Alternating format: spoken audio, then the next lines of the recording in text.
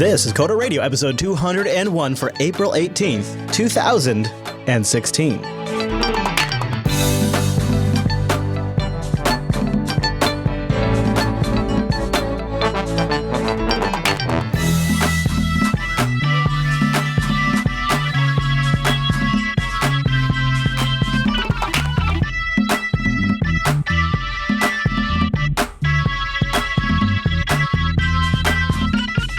Hi, everyone, and welcome to Coda Radio, Jupiter Broadcasting's weekly talk show taking a pragmatic look at the art and business of software development and related technologies. This episode is brought to you by our two fine sponsors, DigitalOcean and Linux Academy. I'll tell you more about those great sponsors as this here show goes on. Now, this week, something special.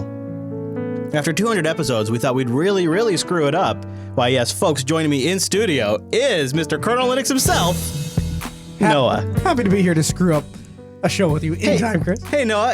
Thanks for being here. Actually... What an introduction.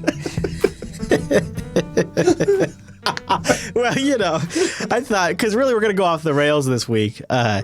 We were putting together a couple of different episodes in case Mike ends up having a baby.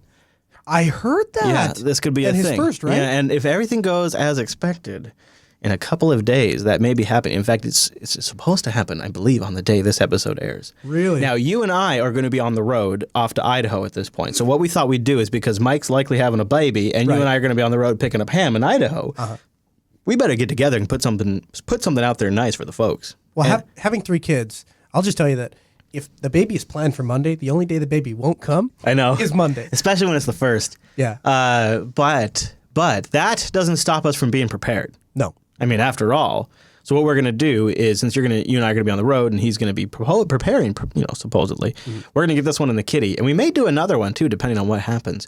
But Mr. Crack Editor Ham Radio has put together an extravaganza of clips, a couple of different topics, too. We're going to do some topical ones. And I believe, Noah, you know the secret recipe. I do. Do you have it handy? You can give him a brief hint. Okay. A taste of what could be coming up on the Coda Radio program. What might be coming up? What might be coming up? On the Coda Radio program. On the Coda Radio program. On the 201. Is interviews. Hey, hold on. That's too specific. Oh, okay. All right, fine. Fine. A little less teasing. All right. Well, there might be something. Well, that one's already given away. I guess I screwed that one. You blew that one. All right, fine. I screwed that one up. So we're off to a good start. We're running off the rails. Okay. But the second one might have something to do if you wanted to, I don't know, take in some money and do hold it right some there. things. I also just had it hit me in the face like a wet fish in Pioneer Square. What if, when we come back from the other end of some clips, I get that reference now. You and I talk about how you've hired developers in the past and how you outsource and how you are contributing. How it's utterly failed. How you are contributing to a small business ecosystem that we talk about very often on this show. So what we'll do is we'll allow Mr. Ham Radio to take the reins, and then we will rejoin you shortly with that discussion. That works. All right, Mr. Dominic. So interviews. Where do you want to start? So I've been interviewing, and wow.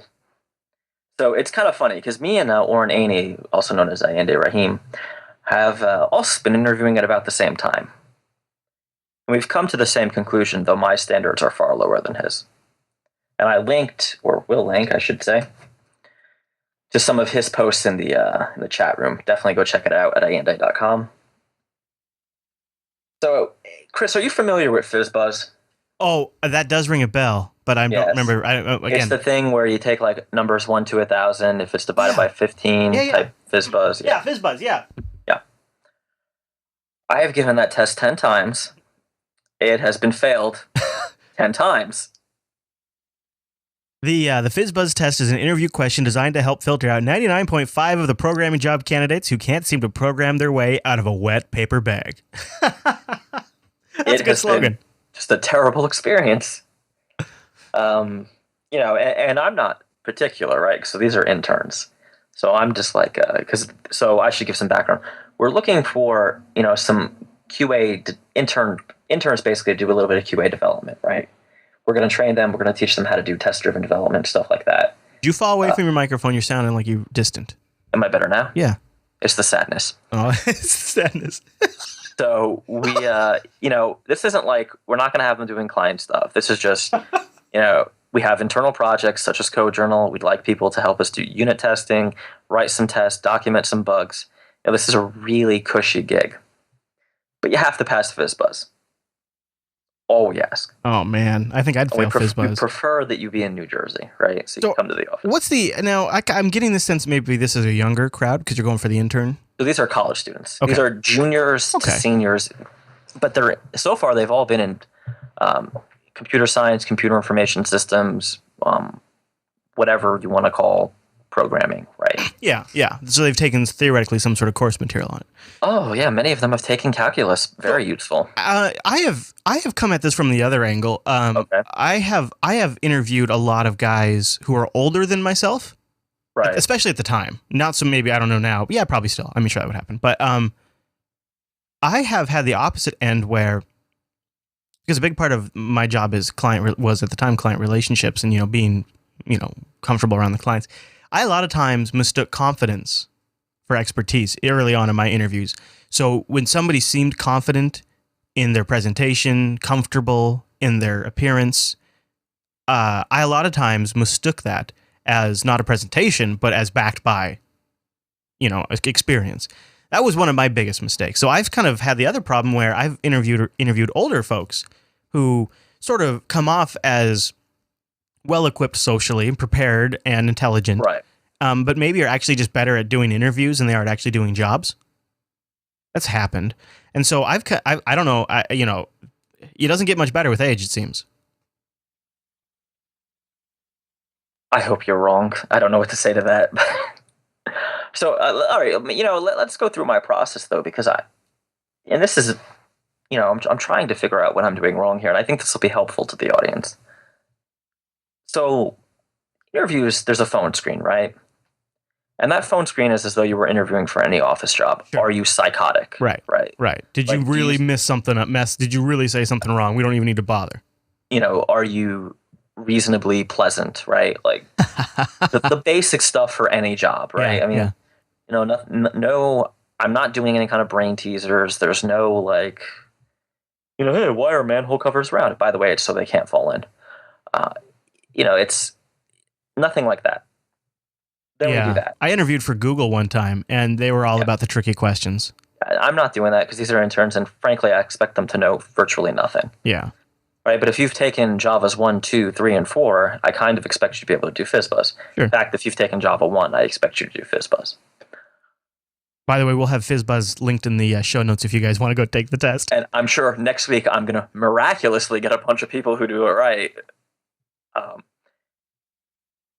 No one's done it correctly, and I'm not even saying you have to do it in any one language, right? Like, I could make this hard and be like, do it in Objective-C, because most of them won't even know the syntax. Additionally, I'm not looking for syntax. I'm just looking, do you have the rationale to solve the problem? Yeah. Yeah, right. And what's your process, and how comfortable are you in that process?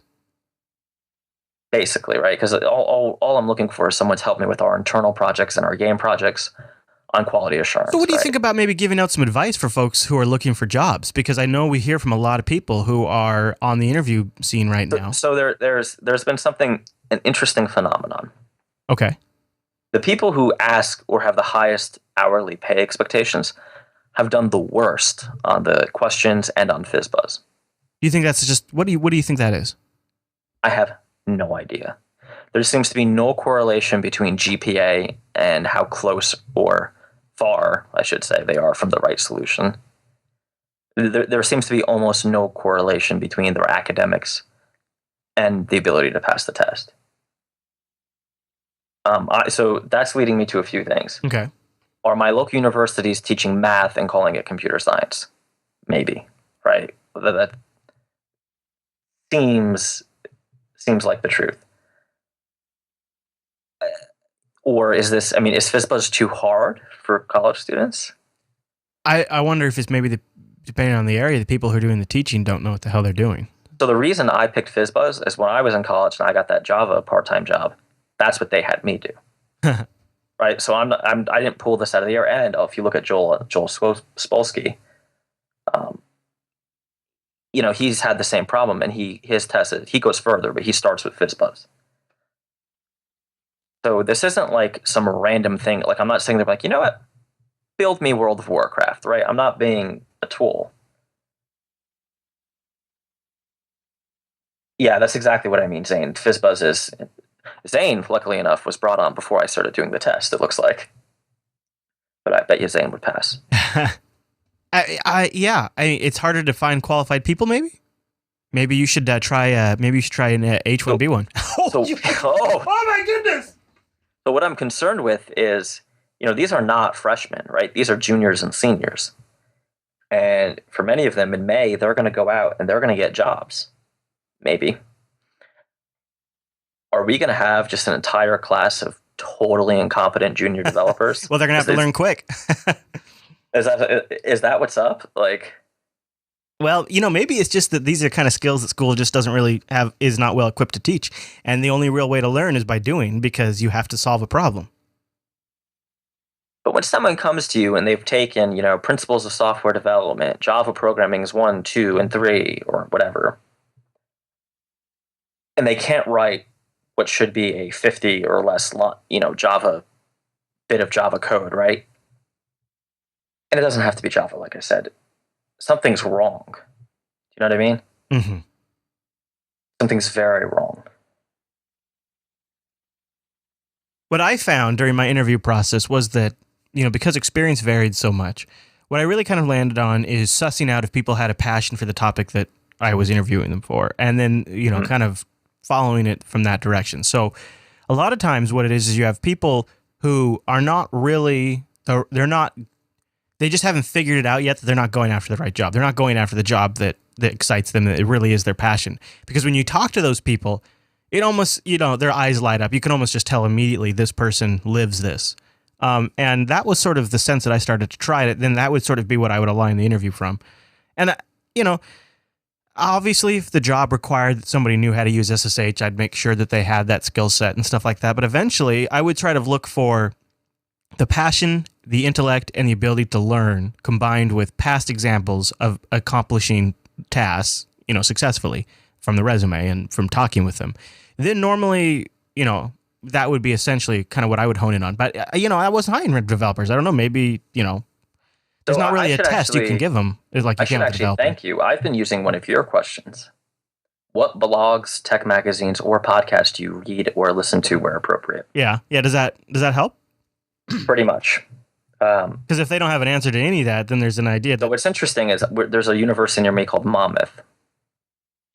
They are producing the more confident candidates, and maybe this is a bad thing to say, but the less traditional, what you would think of as software developer, more of that programmer, and they're just not into it, right? For them, it's a job. Yeah, exactly. Yeah. Yeah.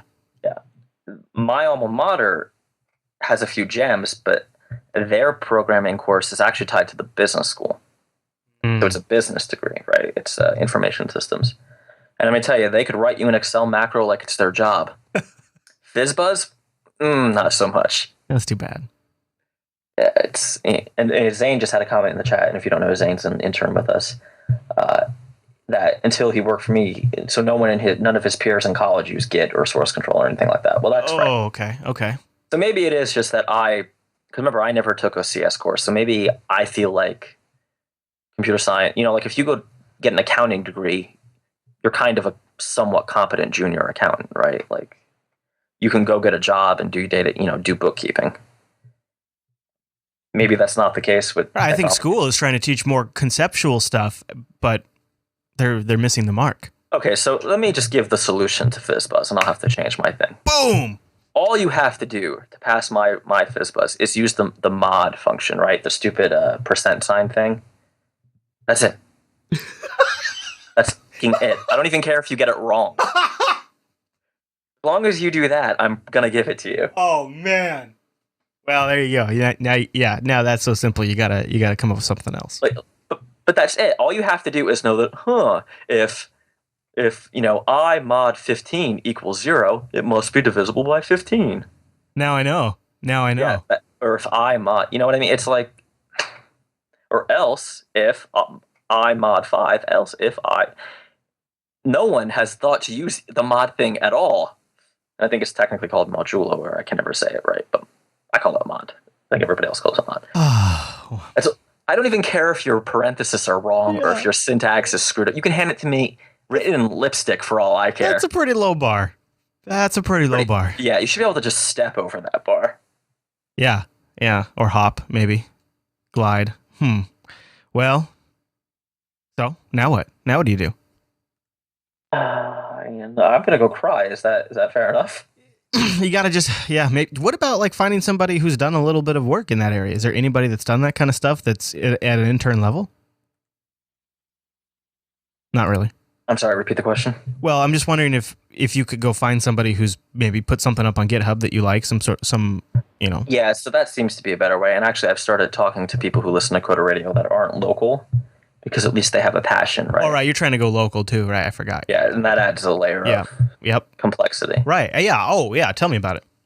Yeah, absolutely. If I wanted, man, too bad I need somebody here in studio, because if I could hire just anybody around the world, I'd have some great candidates to pick from.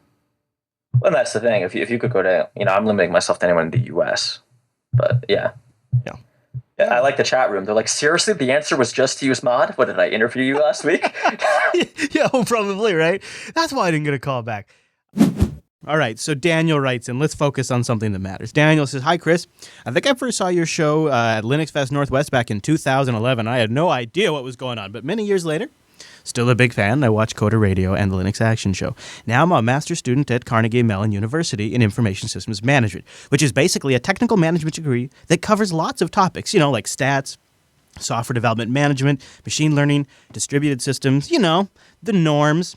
Anyways, I'm looking for a full-time gig and have been interviewing with a lot of large companies. A topic that I thought you might want to cover on the show is the technical interview process, which I think, more or less, is a broken process. I'd love to come on for a session to talk about it. Well, we should do a Mumble Room show about this one time. He says, a topic everyone is interested in one point or another. Keep up the great work. Daniel Miller.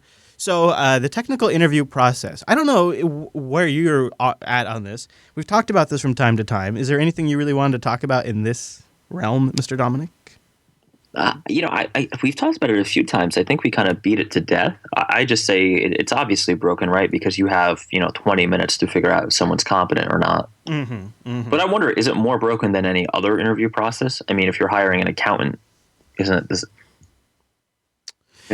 thing? Because what I was just about to throw in your face is like, it's bad because the HR people and the hiring people, they're never technical. They wouldn't know if you're answering the right questions. They don't know what to ask you. But of course, that would be the same with anything that's really specialized. It could be AutoCAD. It could be QuickBooks. They're not going to be experts on any of that stuff. Driving a semi, right? Right. I certainly don't know how to do that. But the other thing is, I wonder, is it better to get someone who's super technical but can't survive in the organization, doesn't kind of mix well? I would probably say no, right?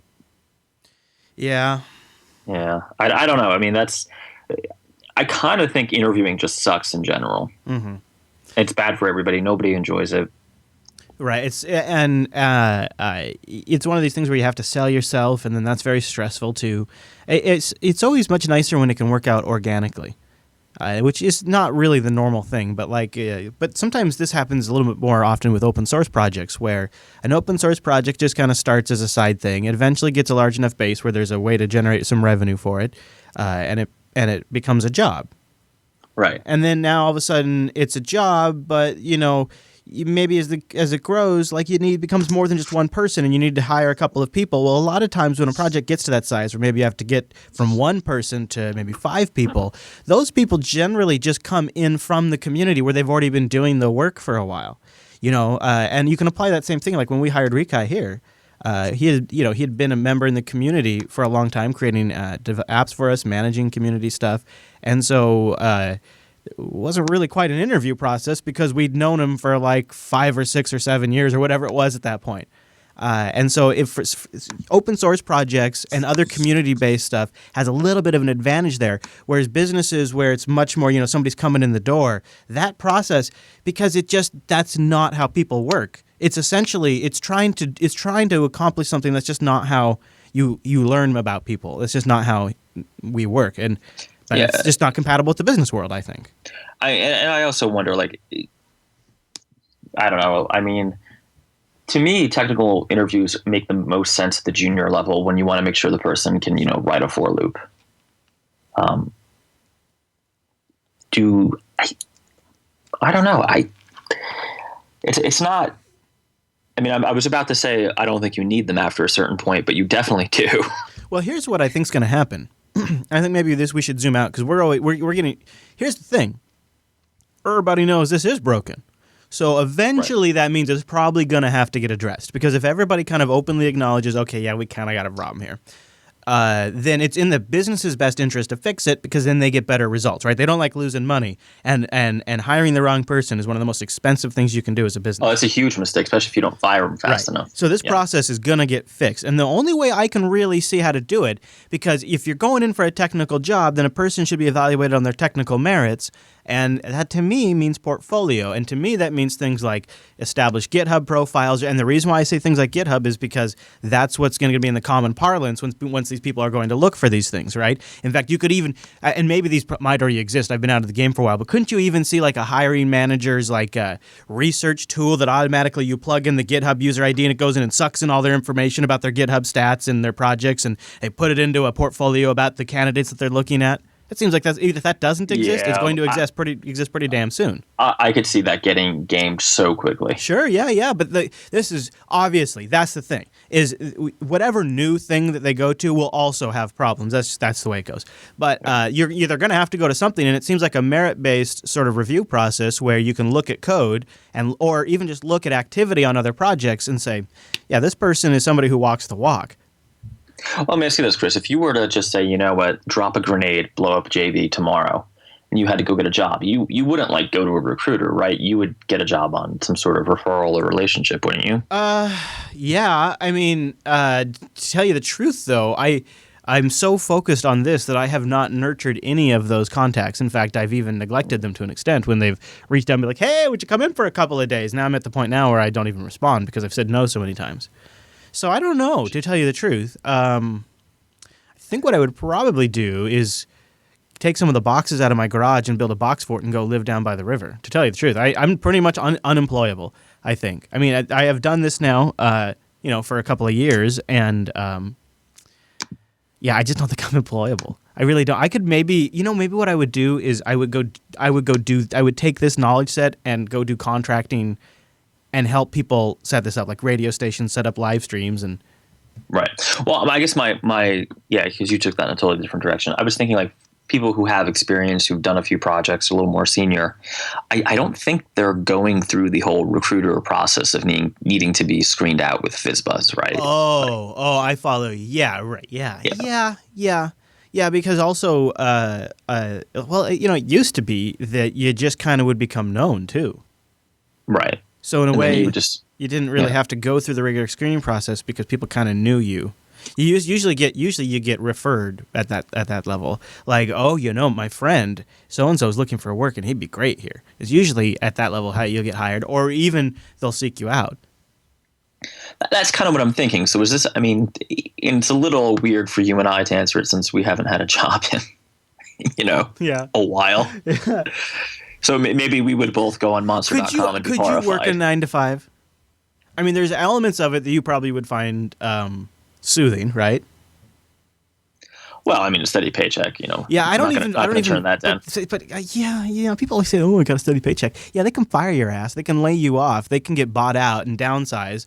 I mean, that happened. I literally, the only reason I say that is because I worked at a place, and here was the line, because I'm an old fart, and I had a job during the .com boom and pop and all that, and the line that I was fed for like 4 years, maybe 5 years. I worked there for 7 years, so I'd say about 5 years. The line I was fed was, "We're not going to pay you as much as if you went down to Seattle, but we're 25 miles north." Okay, that was a good point. That's the number one reason why I took the job. Number two, we've never laid anybody off in 25 years of being in business, so you have a stable job even though the .coms are failing all over the place. And number three, you'll get nice steady wage increases for years. You'll get vested. You pretty much, as long as you do your job, you have a job for as long as you want. And then in my 6th year, they outsourced all of us, laid us all off except for the CEO happened to like me. So the CEO stepped in and saved my job, and I became a security. I got moved over to security. and everybody got laid off. Everybody. Some of them got hired by the consulting firm, and this was a company that told you you'll never get laid off here. You have a good, steady paycheck. We never laid a single person off in 25 years, and they laid off all of us. So I don't even buy the steady paycheck line anymore. It's funny because I've been on both sides of that equation. First of all, it sucks for everybody.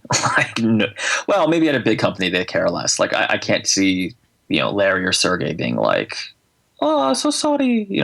They're not Asian. I don't know why I did that. Every time I say Sergey Brin, I always think of the guy. You ever see the guy from Huawei where he dresses up like Steve Jobs, like fake Steve? Oh, if you haven't seen this, Chris, you have to see. No, it. I've seen the Huawei guy who looks like fake Steve Jobs. Yeah. I always think of him. I'm just trying to. Always Inappropriate? Okay. Send your hate mail to send it to me. Alan. Okay. Send it to me. BSD now. I will say that I do think you're right that the whole W-2 job job thing isn't as secure as people think it is. Yeah. I mean, what it really is for me would be so many things are no longer my problem.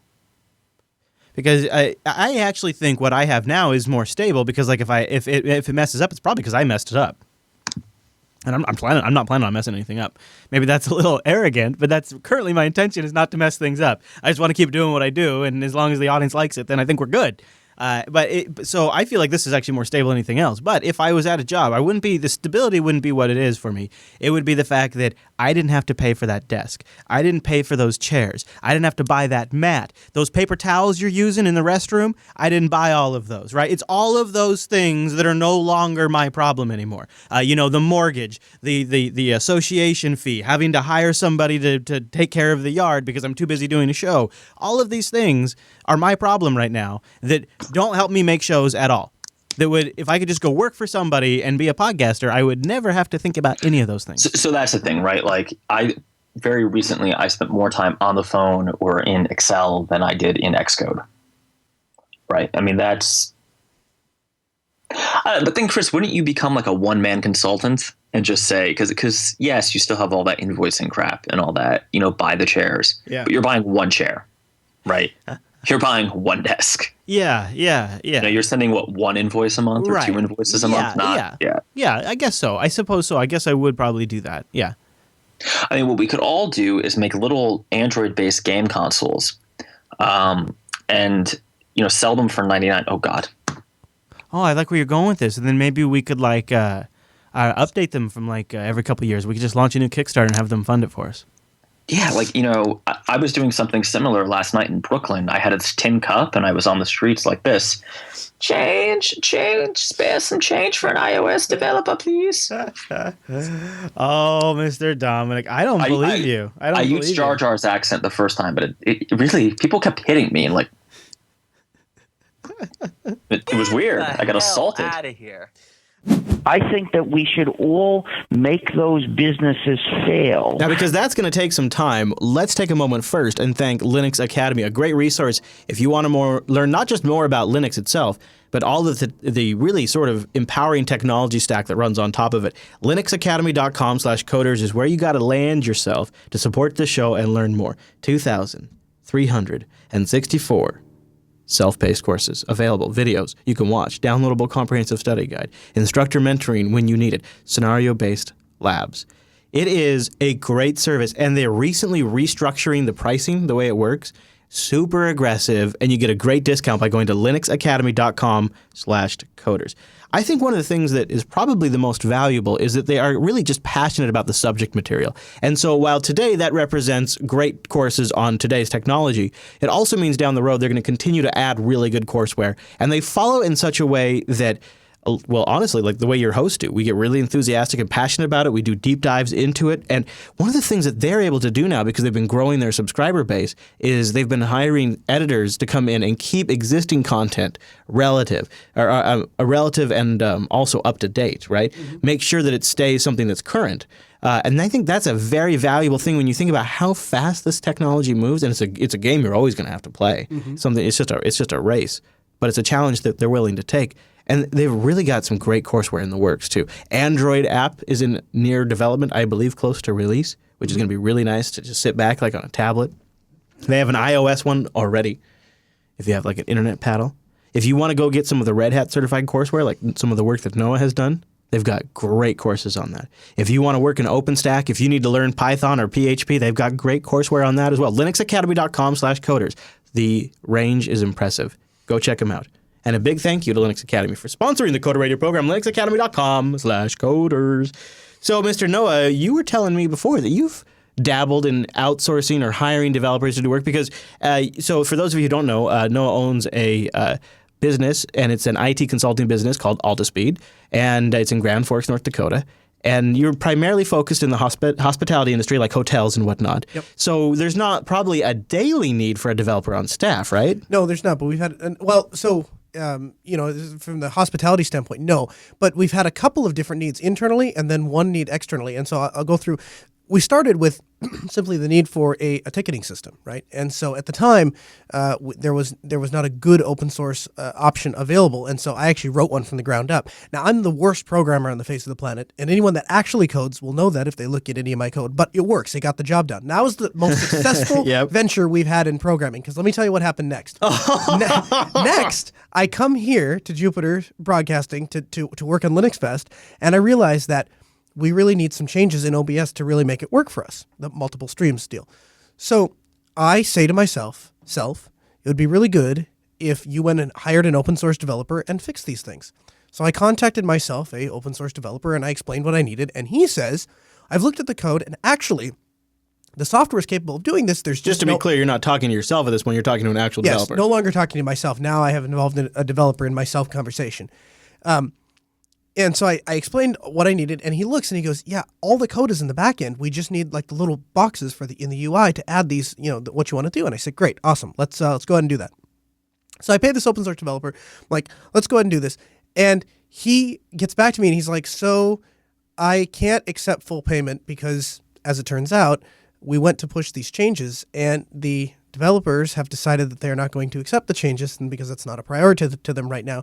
So your choices are, I can give you the code that I have done, and then you can manage your own fork, or we can just drop the whole project." Well, managing my own fork from the beginning of a project, like OBS is just getting to the point where it's getting useful, so every release has major milestones and stuff that we have to have. That's not really a practical solution. Right, because you're going to have to patch every single release. Yeah, that's not really a practical solution. And so we agreed on a price, kind of a middle price, and said, "Well, I'll pay you for this because you spent a lot of time and effort, but I can't really use any of the code you wrote because they won't accept it." So that was fail number one. So fail number two, we switched over to OS Ticket for all of our ticketing support, and that was great. Except I hate web apps. Well, so before we go too far, I guess the lesson learned there was, in a way, you assumed, unfortunately, incorrectly, that you could change the upstream. You could have a contributor. You would have to, I guess, in order to get that to work, you would probably have had to hire a core OBS developer. Well, I think what my mistake is I assumed that a passive conversation of them saying that was on the roadmap in the future was the same thing as, if we bring you the feature implemented, then they'll go ahead and just implement. Why couldn't they just accept the code? Do you know? I don't know. And my part of me says that they're obviously, the people that are involved with that project are doing it out of their passion. So if there was a reason that they couldn't accept it, I would assume that they have a legitimate reason. I just don't understand it enough to be able to say that was a good reason or a bad reason. So maybe they have like a long-term plan to rework that entire section of the app. Yeah. So I just don't know. So I've just withheld judgment. But it was needless to say, two things happened. I didn't get the feature I wanted, and I spent some money on that it didn't work out. So, well, before you tell the next story, why don't we give the floor to Mike for a bit? Because I feel bad. Yeah. So we can give the floor to Mike. You can come back and tell us the next story. As the Coder Radio program has progressed, there are several big themes the show's taken away, and Ham, has very rightly sort of, even from afar, without much direction, I think he managed to pick it out for this episode. So I will leave it to Mike for a bit. We'll turn it back. Actually, I'm in there too. Past Chris and Mike, take it away.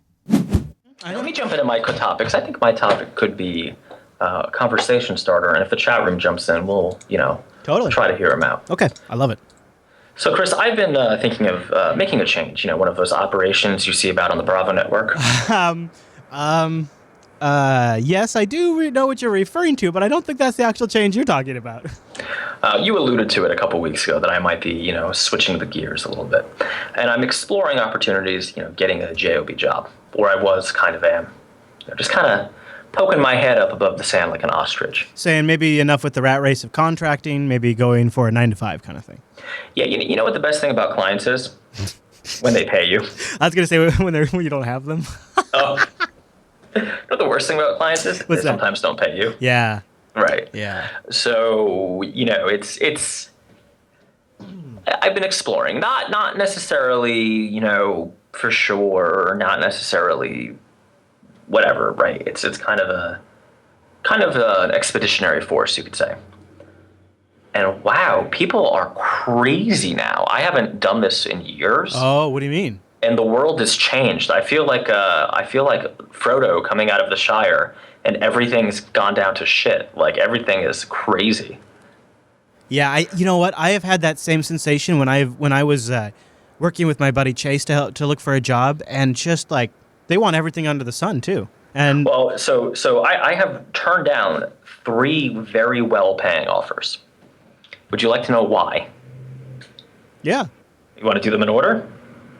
Offer number 1, the guy gives me the offer and brags about how they often never get out of the office till 11:30 at night. oh, Gone.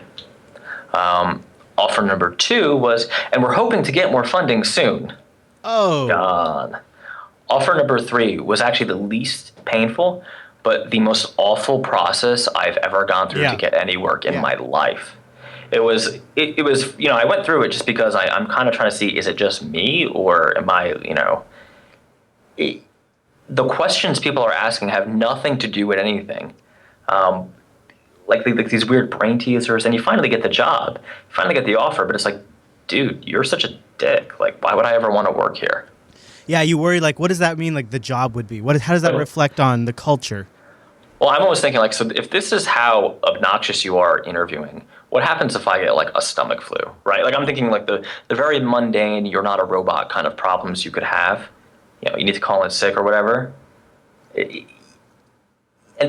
be clear, we're not talking Microsoft, Apple, Google, any of those guys here. We're talking significantly smaller, basically high risk, you're crazy if you take these job startups. So I was kind of wanting to take the temperature, put the thermometer in the butt of the audience a little bit. Sure, yeah. Is this normal now?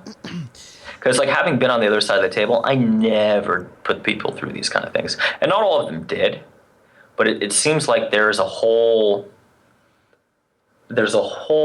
like culture of paranoia. I was wondering too if it's like if the interview isn't like you almost like it's part of the show. How rigorous the interview is almost part of the show. And the last one, I kind of felt like they were trying to show me that it was, not going to be like a big fish, little pond kind of thing, which I never thought going in. Right? I'm not a dick basically. C-SPIN in the chat room says it's an East Coast thing. Maybe it is. I mean, because I'm on the East Coast. I don't know. I was interviewed by Google, and Okay. I was put off by all the stupid, dumb questions that I felt. So it was for a sysadmin position at Google many years ago. Right. And it was the whole interview was nothing but a series of mind game questions, and I'm not particularly good when put on the spot with those kinds of things, and so I think it sort of put me on the defensive a little bit. But I handled the interview fine. But afterwards, when I was done, I thought I didn't like the way that felt. Like it almost was like, let's not care about what he can do, what his experience has been, and let's just come up with something we think is really clever and see if he Right. thinks it's really clever and is as clever as we are, or I don't know exactly Right. the mind. It's almost like look at this ingenious thing that we've come up with that we are now going to subject you to. Look how clever we are. So one question that really, really put me off was, this is interviewing for an iOS developer job. Keep that in mind, right? It's like lead iOS or whatever. How do you reverse a linked list? And I give an answer, and then I followed up with, by the way, there are no linked lists in iOS. So I'm just, I definitely got the feeling that like that person in particular was trying to,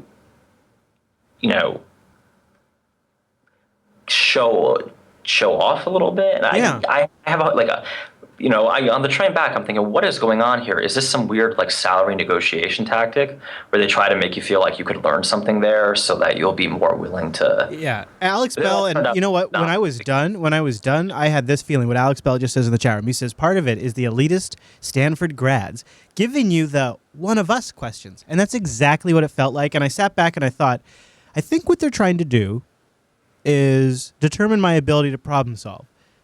But the problem was I was so distracted by this sort of unorthodox line of questioning, especially for like, Right. 7, 8 years ago. And I was so perplexed by this unorthodox and how it felt like it doesn't reflect on my abilities at all, and how I felt sort of disadvantaged by all of a sudden I've been giving this question that doesn't allow me to actually express what my capabilities are, even in how I can communicate very well, like in different like it just is like I was so off-put and distracted by all of that very little of my actual attention was on solving the problem.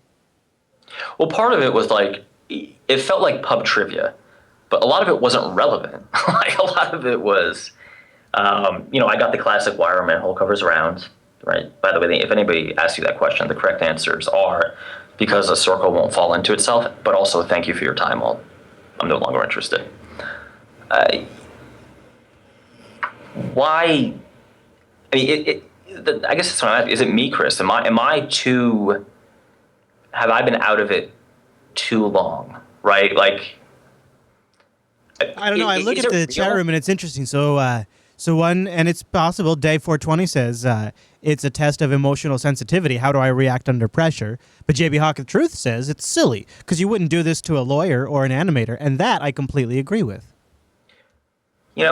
That's a great point, right? If you're interviewing an attorney, you would ask them about cases they've tried or settlements they've reached if they can discuss it, which is kind of what I expected, right? I kind of expected to talk about projects I've done and like the technical details of those and walking through how I solved the problem, maybe getting questioned on my solution and maybe pointing out flaws in it, but not random crap.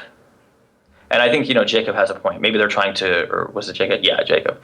Maybe they're trying to, needle you a little bit to see if you'll get annoyed. Yeah, and that's what I was, and so I did stay, because that crossed my mind, but see, even that now is running through my head.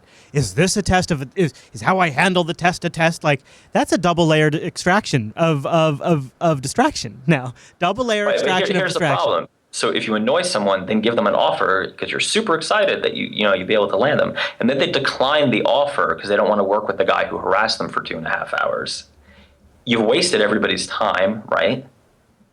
I can't, maybe I'm too touchy-feely, but I would not want to work in an environment where the guy sitting next to me is going to be like, are you sure you want to do it that way?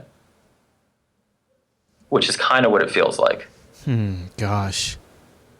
Yeah, especially if it's anything creative. Yeah. So here's also, I think, another contributor to this. And part of it is, so I think we've kind of focused on the probably the most negative likely reason people do this. Another reason is, and we've lamented about this on the show, is you have these people that are doing these interviews. They're not qualified to choose which candidate should come in and when they should move on to the next level. It's just not, and they could be not qualified in the technical sense. They could be not qualified in the communication skill sense or in the position sense. Like, there's so many things that can disqualify these people that are interviewing candidates, that as a corporation, your solution to this is to create a regime standardized way to conduct these interviews. That way you can slot these slobs in and out as they leave, and you don't care about them. You just, here's your script, follow this, these are the questions we ask. You don't need to worry about individual thought and ask these questions, and that standardizes the whole process and means that anybody can ask these questions and you see how they do because the answer is always the same. Well, it's, and I want to make sure I'm not overstating my argument here. I'm not saying that a couple screening questions are bad. No, yeah. But I'm just saying if you're talking to someone who you do your screening questions, and then you're talking to someone who obviously has projects that they've obviously done and can prove that they did, right? Wouldn't that be a more productive conversation to know how they think? Yeah. Maybe I try. So here's what I heard from people, because I did ask one guy, well, let me ask you this, because it wasn't a good fit. And I said, well, why do you do this? He claimed, which I find it very, very hard to believe, but he claimed that there are lots of people that recruiters will send them that straight up lie, or the recruiter straight up makes stuff Yeah, up. I was going to play a little devil's advocate here, and I was just going Right. to say, well, and it's not just that. So you have to kind of weed out just sort of the total duds, but also, as a business owner, I consider like one of the most risky and expensive things I could possibly do is hire somebody. And so, to me, I've got to make sure that when I'm making that investment in a person, it's not just because they know how to do the job I need done today. I need to know that in 2 to 3 years, as the job changes, they will have the skill set to adapt and problem solve to the new job as that job evolves, i.e., I need to know I can make an investment in them. And so Right. in this very awkward, limited, forced mechanism of determining if I want to invest a very critical part of my business into this person, I have got to be able to determine if they have the capability to properly problem solve troubles that I believe to relate to the relative complexity of problems they might encounter in the job they'd be going for. So, ergo, let me ask them this really off-the-wall question, even though it has familiarity and complexity to a problem they might hit on the job. That's probably the business reason for it, right? I guess. I mean, I'm trying, 'cause, I've been on both sides of the table, and for junior people, we did FizzBuzz, right? We actually made them take a test. Yeah. Which I even felt a little uncomfortable about, but things were getting just too painful not to do that. So you went to FizzBuzz. Right. So I went to FizzBuzz, but if you passed FizzBuzz, we would talk about the things you'd worked on in school or whatever, and it would take a much more kind of, not crazy disrespectful tone. Right, and I would go back to, because my counter argument to my devil's advocate argument that I just made is, well, show me the GitHub page, and I can Right. probably get a pretty good idea of what kind of problem solving you've done. Like if I were to continue doing this, I think I would, in a cover letter, just show a bunch of code, a bunch of open source, and hopefully just short circuit that whole process. Yeah. Because here's the other thing, like I had one company email me back a quiz and they refused to tell me what the company was. So I just replied, thank you, but it's not really a great use of my time if I can't even see if it's something I want to pursue. Yeah. Yeah, that's weird. That always feels really weird when they try to hide that information from you. Right, like, oh, we're a stealth startup. That's nice. Yeah, I've got a large software maker in your area that's very interested in hiring you. They're asking me not to share the name right now, but you've probably heard of them. And then, so I'm, of course, what do I start thinking of? So if I'm in my area, Amazon, Adobe, and Microsoft come to mind. Sure. And then, of course, it's not any of them at all, ever. It's some Bothell-based small little company that I've never heard of. And it's just that kind of stuff drove me nuts. That was one of the things that got me out of trying to get a jerb completely. And maybe it's recruiters, right? Maybe recruiters are the what do they leeches. call it? Right, the leeches or the fly in the ointment here, because I have a buddy who was interviewing for jobs, and the recruiters can be pretty aggressive about pushing you on a company, right? Yeah. And they might do some things that are less than. Why hasn't this been quote unquote disrupted? Why isn't there a Tinder for jobs? Like, why is this not better? Well, shouldn't GitHub just be that? Shouldn't it be like, oh, this guy applied for a job, let me check his GitHub page. Oh, he has some open source code here. Okay, he's obviously not lying, so we can do a normal, hey, are you a cultural fit? Are you an axe murderer? There have been times where if I had more free time, I've thought I should just launch a Jupiter Broadcasting job board, because then at least there's some bar, because the bar is you listen to Jupiter Broadcasting content. That's actually a pretty good starting bar for a hiring and job site right there. So you put them there, and then just see what jobs people who listen have available, and see what jobs the people who listen need. You meet them up. I've always thought that would be just so crazy that really smart people are just sitting out there that can't get work, and there's really smart people out there that need to have jobs done, and then we go through this inane, frustrating process. In their defense, right, devil's advocate, I can totally understand hiring kids out of college why you're doing this. Okay, all right. Because I've interviewed dozens of them, and oh my God, get your money back. Yeah. Have those loans discharged or whatever you need to do. But someone who can, again, show you a GitHub page, show you projects, say, go download this. Do you need to do it? And even if you do, ask your one or two questions. It's funny because for years, right? And Chris, I'm sure this happens to you. You get the recruiters emailing you. I had to take my phone number off. When I used to post my resume, I had to take it off my resume because you'd get the blind phone calls, right? Just straight code calls. Yeah, and you'd just be sitting at your current job, and your phone rings, and you're like, who the? Oh, it's a job recruiter. and then when the job's bad, I'm like, I gotta take this, and I go talk to them, and I immediately regret it. Yeah, I've been. Well, and you feel like in fact, I had one of those earlier where it was like, oh, and this great company, and then I heard what they did, and I was like, Yeah. Yeah, good tip. Take the phone number off the resume. Yeah, definitely take it off. Speaking of abysmal failure, Chris. Oh! So I did a tech screen last week. Okay, a tech screen. Screen. Let me see if I can figure out what this is. A tech screen. That sounds like when you're like getting screened to see if you have something. So I'm gonna see if Google knows what it is. Define tech screen. Yes, I tested positive for hepatitis iPhone. The candidate screening tool for technical. Okay, so tell me about this. I don't know what that is. Oh, okay. I don't know what you just Googled. Oh, okay, all right. So I did like 3 rounds, right? Okay. First round, easy peasy. Second round, easy peasy. Third round, the question of, it was for a contract for a very large iPhone consulting place to be a subcontractor. Did the test involve Swift? No. Okay. That would have been much worse. So I have never done this before, where you get on like a hangout and you code with somebody on the other end. First of all, I've been doing this for a long time. Okay. And that has never happened before. So I'm already like, what possible purpose could this serve?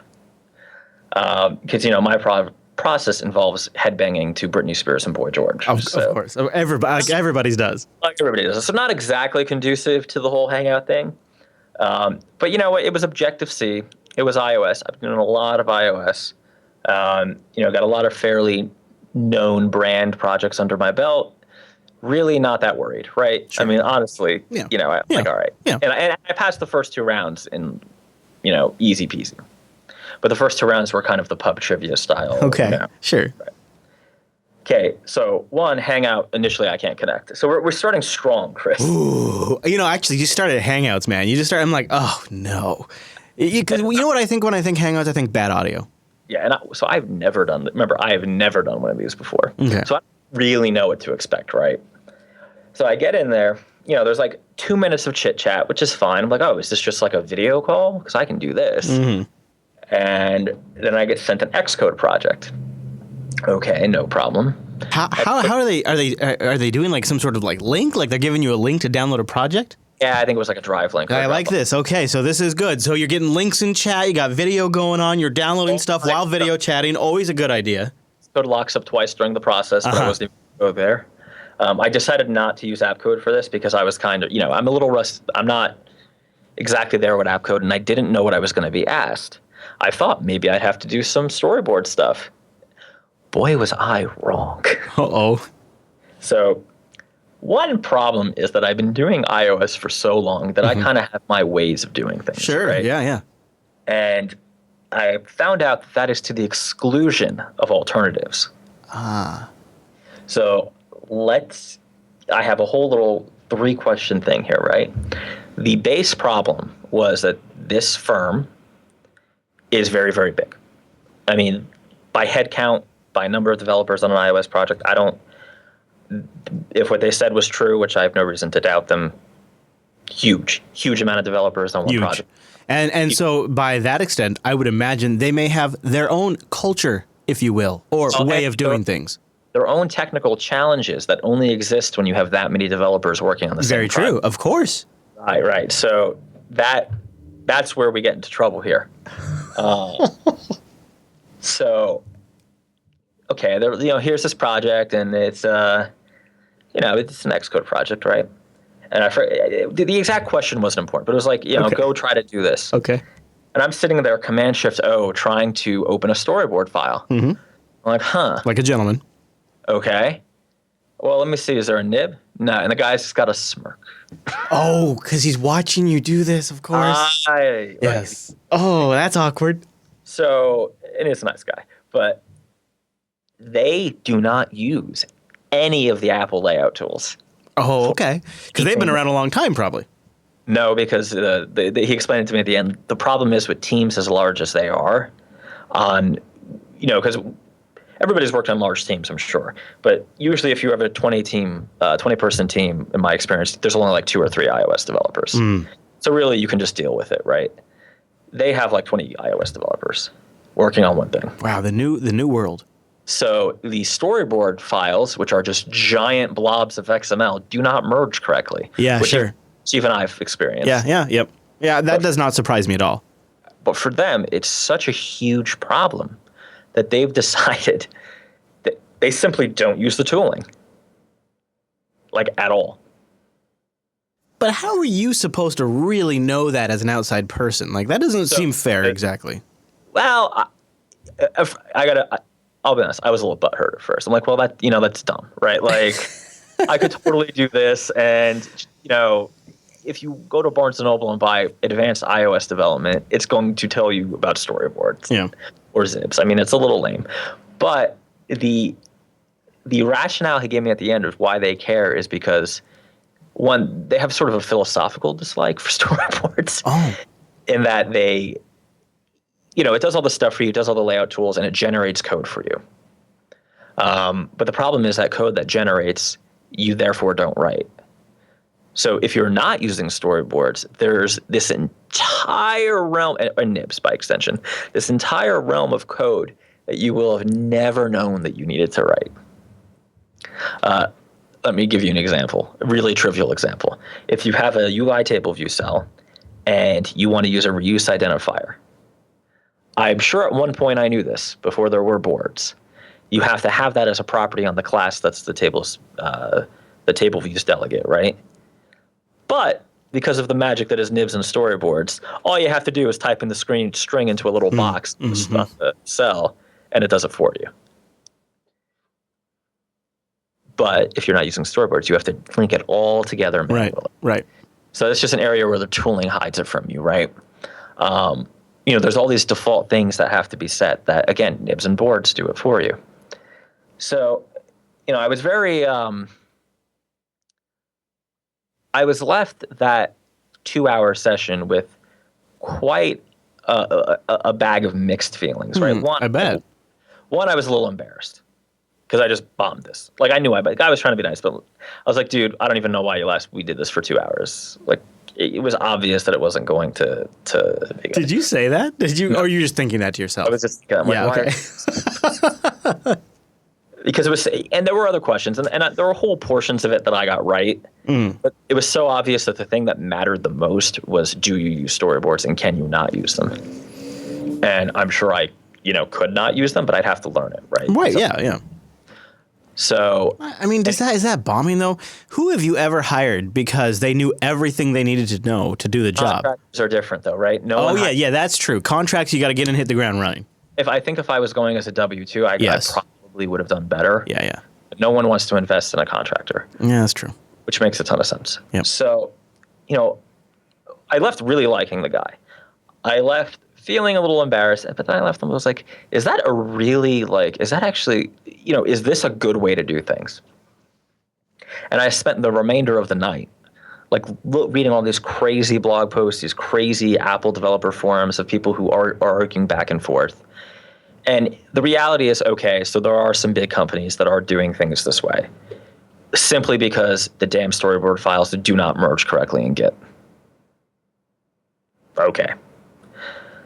But it's a ton more work. Is that an understatement? So, totally not advisable unless you have this problem, right? Yeah. So then I'm like, okay, well then I started feeling a little butthurt. I was like, that really is kind of a lame way to disqualify someone. But it got me to this question of, so if you're going into a project that has a problem that you've never seen before, and it's kind of a self-inflicted problem, right? Are you wrong or are they wrong? Because man. Oh, this is a good question. Because logically working through it, I'm like, well, this is a self-inflicted wound. But then again, if they're billing hourly with 20 iOS developers on a project, I'm doing the math. I'm like, God damn, that's a nice problem to have. Even though, and I came to the conclusion of, even though it would be ridiculous for me to adopt their practices, And for what I'm doing and what I would imagine like 99.99% of the people who listen to the show who do iOS development are doing is the right thing to do for them, they are not necessarily crazy, right? Because if you think about it, they're a consulting shop. They are almost certainly billing by the hour. So the overhead involved in doing this, they're just passing on to their clients, right? And The really set up shops actually do literally pass this time on to the clients. right. And it's true that the I've had problems working with one other developer on a storyboard and having to merge it by hand. It's totally true that these storyboard files, if two people edit them, I can't imagine. I love your question though. So can I zoom out just for a sec because you just reminded me. I have two stories. I worked for a company that was making. They started out making the original adware, malware, crap software, monitor what you do and make money off it. Before we ever had a term called spyware, before Steve Gibson ever called anything, there was a company out there called, and you guys, maybe it might be on Wikipedia. Google this. I'm going to tell you about it. It's called E-Acceleration. And I worked for E-Acceleration out of Paulsbo, Washington. That might help you narrow down the search. They transitioned into a different kind of company. They still did all of their software marketing via late night TV ads, where you would see ads on TV for software that will speed up your PC. This was them. Right. And I don't think I've ever told this story on the show before, but I did interview years ago for Google. And Google had one of the biggest concept questions at both these companies. Threw these concept questions at me, and I so when you're ready, I want to tell you those stories because man, you reminded me of those, and those are great stories to share. Well, and it sounds like they'd be right up the same alley. The level, because of who Google is, right? They have problems that Chris Lass LLC does not have. Right. Right. Oh, there it is. E stop sign. Oh my God, the chat room already found it. Yeah. Oof. Oh man, that brings back memories. Oof, that's a bad time. Yeah. It's all one side. All one side. It's funny because one, it shows how much the iOS dev market has matured, that you can have teams that large now. Yeah, exactly. That was when I first thought. When you said that, I was like, wow, this is really kind of the new reality in the sense of their teams are so large that some of these tools aren't scaling for them anymore. It's like, that's not a problem Apple traditionally had. Well, and Apple tools, I think, are very much geared towards the one or two guys working on a project kind of thing. Yes, because that's the grand myth, right? Right. So I'm not sure where this leaves. I mean, I just thought it would be an interesting story for folks in the audience. One, everybody strikes out on a tech screen every once in a while, right? Oh man, my Google interview. Go ahead. It went bad. Okay, all right. So before we go any further, and I'm excited to hear the next part of Noah's story, I want to thank DigitalOcean, a longtime sponsor of the Coder Radio program. And DigitalOcean is a great solution for our audience. In fact, Coder Radio was the first program they came on because this is an ideal platform for developers. You can spin up a droplet in seconds. You can have Ubuntu or Fedora or Debian or CoreOS or, my goodness, even FreeBSD, which I guess you've never tried, but I'm told it's a Class A FreeBSD experience. I guess it's, one of the things that's really cool about it, just as a total aside, that probably only the geeks would care about, but I know you're going to like this, is they literally work upstream with the FreeBSD project to make sure it works good on DigitalOcean. And when it came time to get CoreOS on DigitalOcean, same story. Like they work, yeah, they work. So they get they have an official channel with the CoreOS project for this kind of stuff. And they got all four of the BSD guys that are. Oh, nice. Nice. Did I? Hey, did you see that recently DigitalOcean, again, just as a sort of a side tangent, has released their command line utility? Have you seen this? No. Yeah, so pretty much every darn thing you can do through their really nice web UI. Oh, yeah. And of course, because they have their API, so they've built a command line client around their API, and you get full. What I love about this, dude, is okay. All right, are you with me? Get this. This combined with a Guake drop-down terminal. Yeah. Right? Yeah. So you've got your SSH into your droplet in one tab. In the other tab, you've got this so you could do a quick snapshot before you do something crazy. And in seconds, you've backed up your DigitalOcean droplet, and now you're off trying something cray-cray. And when it doesn't work out, you just roll it right back. This thing is super, super sweet. Anyways, and of course, guess what? They've open sourced the damn thing. Well, that's awesome. Yeah. So they're being a real community member. I love it. DigitalOcean runs on Linux. They use KVM for the virtualizer. They've got data centers in New York, San Francisco, Singapore, Amsterdam, London. Germany. And one of the things that they make sure to do is like they don't just pick like a random building. It's a key data center with tier 1 bandwidth. And the other thing, like, this is brilliant too for me because I don't really have the budget to reach into Europe and have like a key distribution point. Right. This data center they have in Germany is, in terms of damn near local performance, is the best I could ever get. And it's $5 a month. I can drop it over there, and people on that side of the pond are getting great performance. It makes me like a baller. And then like when we're here working on stuff just in our neck of the woods, doing like local backup streams and stuff like that, I always spin up in San Francisco because pretty much anything you do in the Seattle area gets routed through San Francisco anyways. I'm going there anyways. So to have my data center there is a no-brainer. And when you're on the East Coast, you can go in New York. You know what's even better? Sometimes you'll get friends that are really specific of you using software that you haven't really had a chance to play with or really don't have a particular care for, and you'd rather use things like FTP. And so sometimes you might even set up a droplet that has a syncing system on it so that you can use your antiquated FTP solution to drop the files up there. Is that what you're doing? And it will just sync down to your friend's computer. Is that how you're syncing files to me? That's how I'm syncing files to you. Oh my God, dude. You need to take like $5 a month. Why would I not do that? You need to do like a 30-day FTP detox, bro. Anyways, you go to DigitalOcean.com. Just use the promo code CODERDIGITAL. You got to use that for them to continue to support us. And we just crested 200 episodes. Crested? Crested. No, I think it's crested. Crested. That's what you said. I said crusted. I think you said crested. I think you just thought you said crested. And you know the worst thing is I was thinking about donuts, which doesn't even donuts don't even have crust. They might if you cooked them long enough. Anyways, if you go over to DigitalOcean and you use the promo code CODERDIGITAL, you'll support this show. You'll keep us going for another $200, hopefully.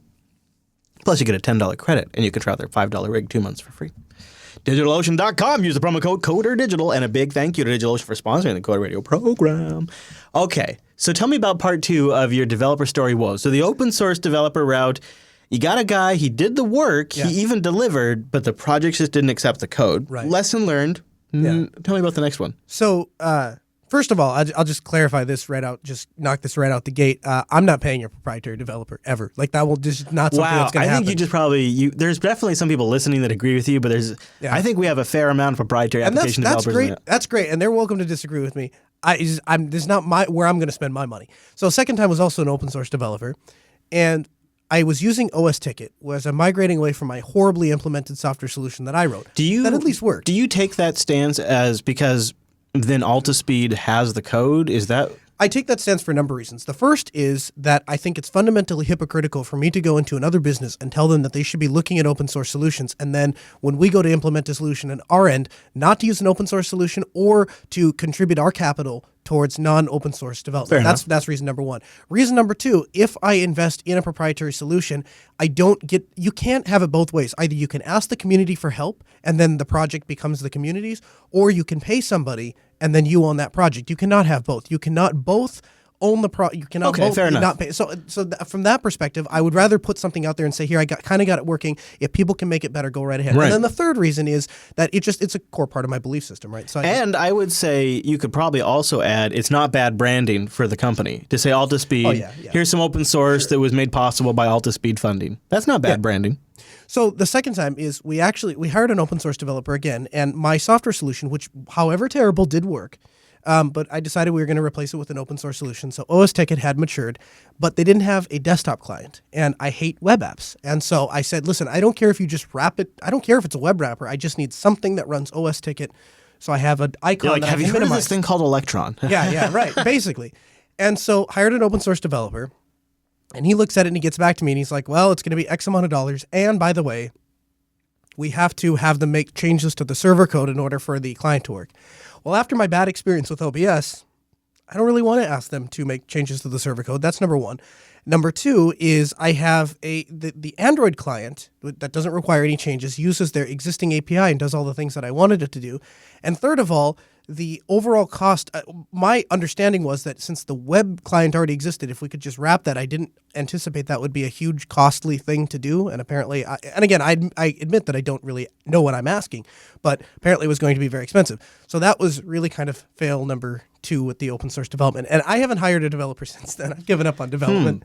You know, if people have suggestions, coderradio.reddit.com, I bet Mr. Kernel Linux could swing by there and check out your ideas and your suggestions. Yeah, OS Ticket is the software you're using, and they have an API. So if somebody has an easy way to get for me to get, all I really need is a way that I can minimize to the dock or the notification bar. Yeah, so that the system tray. Well, basically, so it always just stays running. That's all I really care about. So I don't have to go to a website every time I want to check a ticket.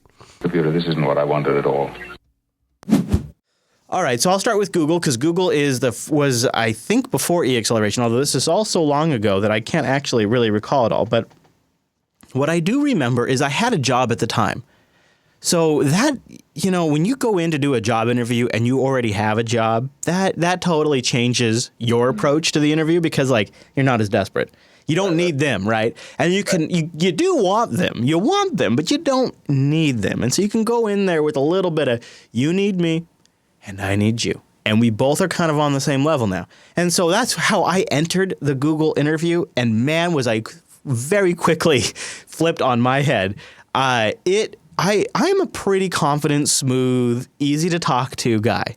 And I can pretty much be in any situation that you could conceive of. And I can have a good conversation with just about anybody, and you're just going to have to believe me, but I have been in some really weird situations and still got along great with everybody.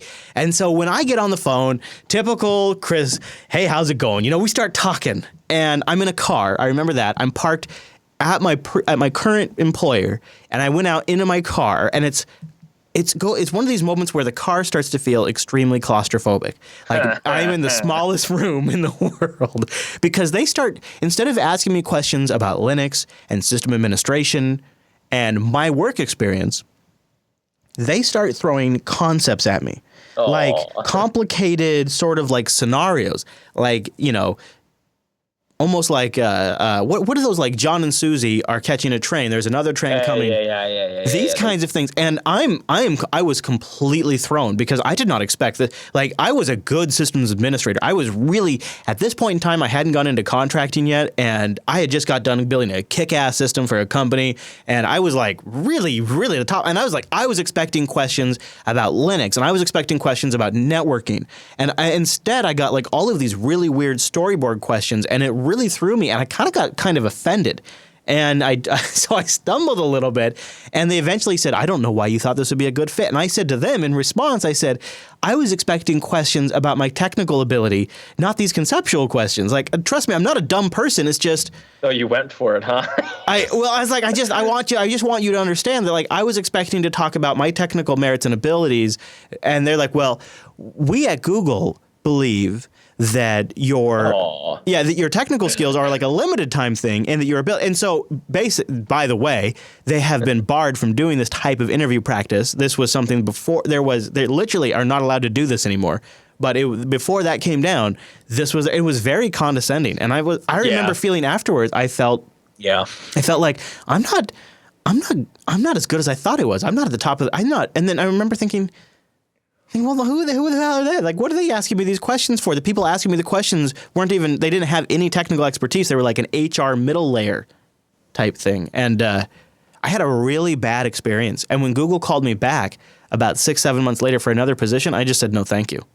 Yeah, I've... Yeah. And then, so at e-acceleration, because they were in Paulsville, Washington, I actually went to their office to do the interview. And... So the guy who ran the department, nice guy, IT director, starts writing up scenarios on the whiteboard. Oh boy! And I actually said, sir, if you don't mind, I wouldn't mind answering actual problems you run into recently and telling you how I would have solved them, because I'm not actually good at these completely. Because here's the way my to a complete and utter fault. If you don't give me something real that I can actually have an interest in, like your made up bullshit story, I'm sorry, I don't mean to offend you, but you're not that awesome and it doesn't actually get my attention. And so if you don't manage to capture my attention, and this is probably a deficit of mine, I can't really wrap my head around it. I can't really commit myself to it. You give me an actual problem that actually happened to you, guess what? Now you've got my interest and I'll solve it for you. And so I told him that in a really nice way, and he shifted gears and I ended up getting the job. And it worked. It was really interesting. It was a good job for a little while to really solve some interesting back-end problems.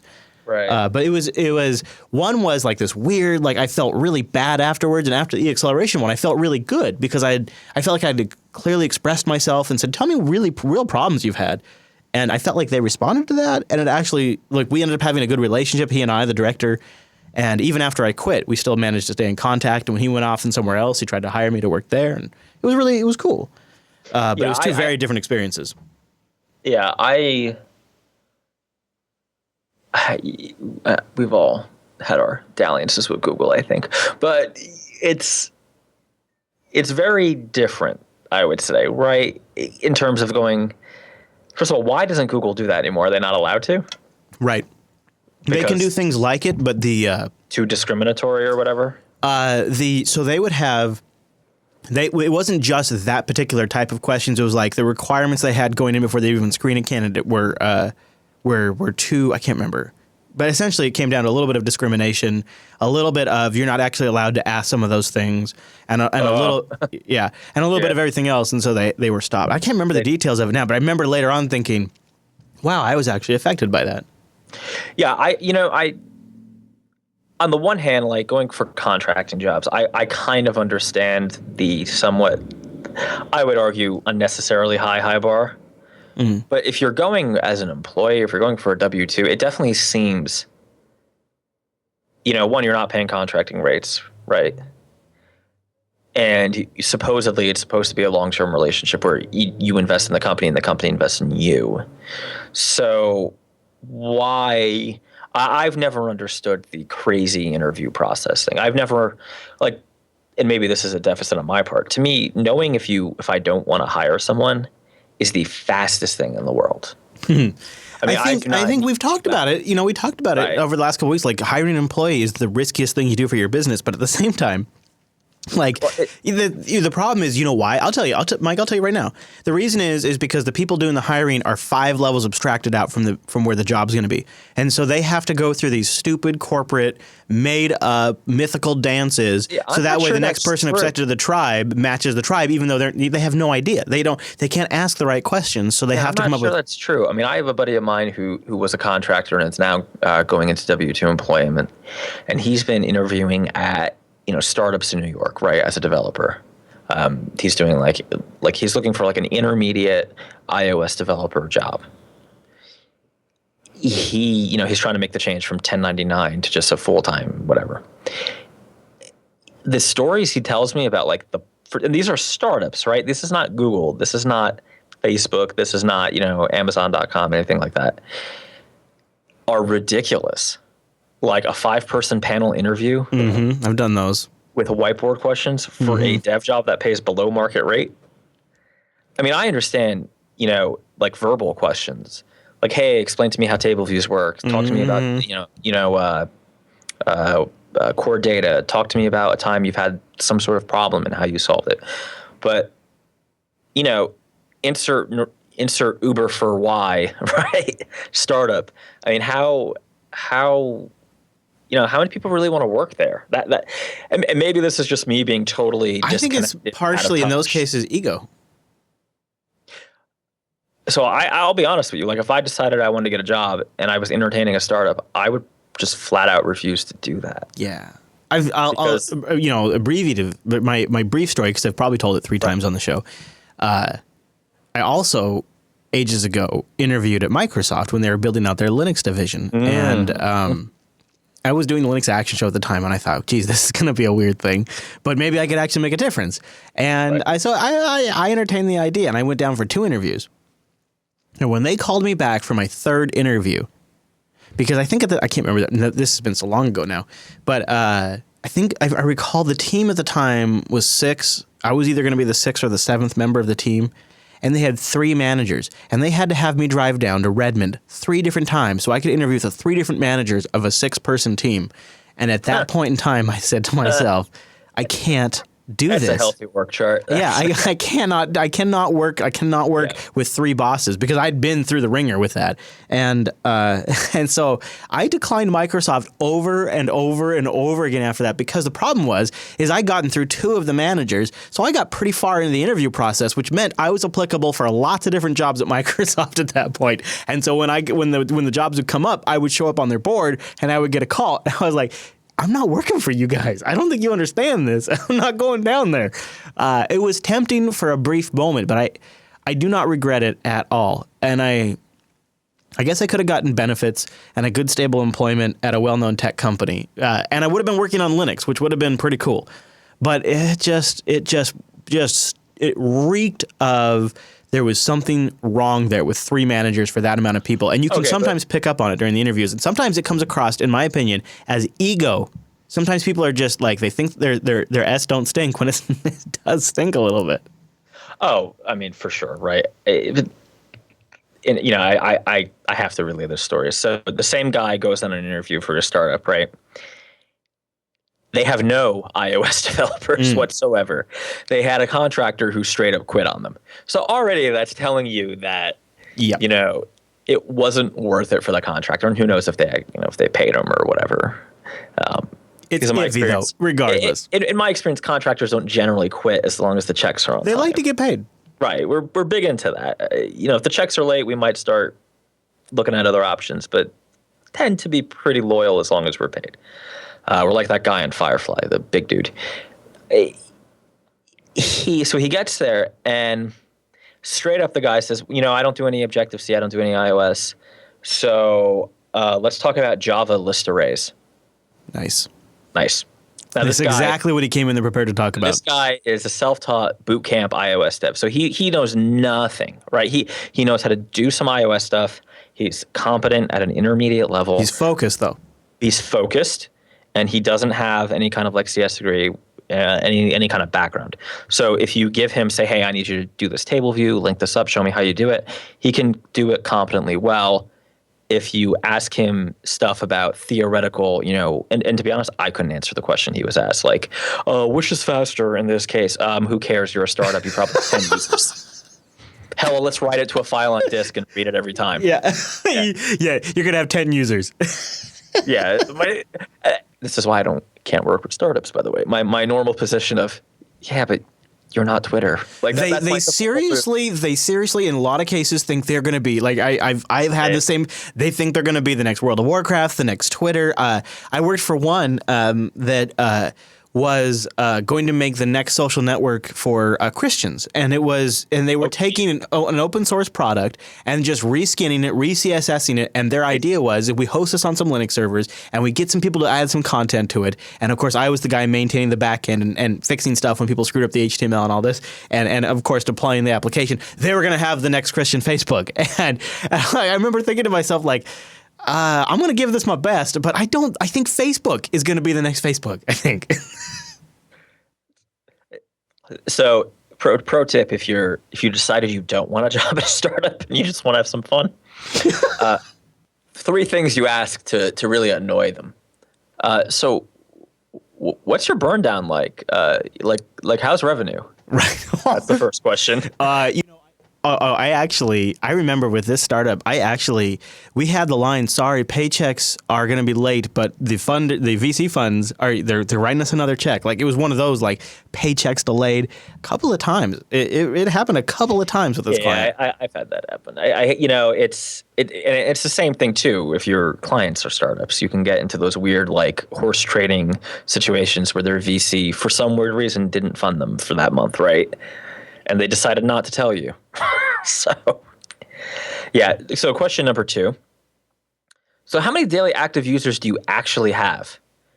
And question number 3 is really just a follow-up of that. And how many of them are paying users? You know which one's a bad sign? When you don't get around to it, you can't really ask that question, but for some reason the service is offline, like something happens and the server goes down or the database is offline and the site hasn't been working all day and nobody says anything. That's usually an indication they don't have a lot of users. Yeah. I have to say, there's like a whole warning list of red flags. Not that you shouldn't go work for startups. I mean, one of the nice things if I were to like just hang it up and go get a job job, I probably would go for a smaller firm or an agency. There's advantages. Because I would want to work from home, right? And that would be part of the deal. Like, listen, I just, that's the deal, right? You guys don't pay exactly market rates. I want to work Smaller from home. company, you got a lot of opportunities to make an actual dent. Right. And assuming they're not totally insane, their product may not die in 6 months, but who knows? Very true. Well, that brings us to the end of this week's episode of the Coda Radio program. I hope everything's going well for Mr. Dominic. We'll be checking in with him during our road trip, so we'll find out more. But depending on how that goes for Mike and all of that, you'll be hearing either from him next week with me, or we'll be doing another one of these. I hope in some ways you'll be hearing from Noah and I again, because that means Mike's got a new baby. Yeah. Which would be pretty exciting. Yeah. But either way, we'll keep you guys posted. Don't forget, you can check the calendar over at jupiterbroadcasting.com/calendar. We'll keep live times posted over there. When we do it live, we do it over at jblive.tv. We want your feedback, jupiterbroadcasting.com/contact. Your topics at codaradio.reddit.com. Also a great spot for feedback. Mr. Noah, thanks for joining me. Yeah. Thanks for having me. You can follow him at Colonel Linux on the Twitter. I'm at Chris LAS at Dumanoku. Dumanoku is Mr. Dominic. I would also check out Buccaneer Tech if I were you. You never know what's going on over there. And check out Mike's blog as well. If you miss him, you can go read him. Why not? Yeah. Why not? That works. Why not? You could just replay this episode. That's true. All right, buddy. Thanks so much for tuning this week's episode of Coda Radio, and we'll see you right back here next week.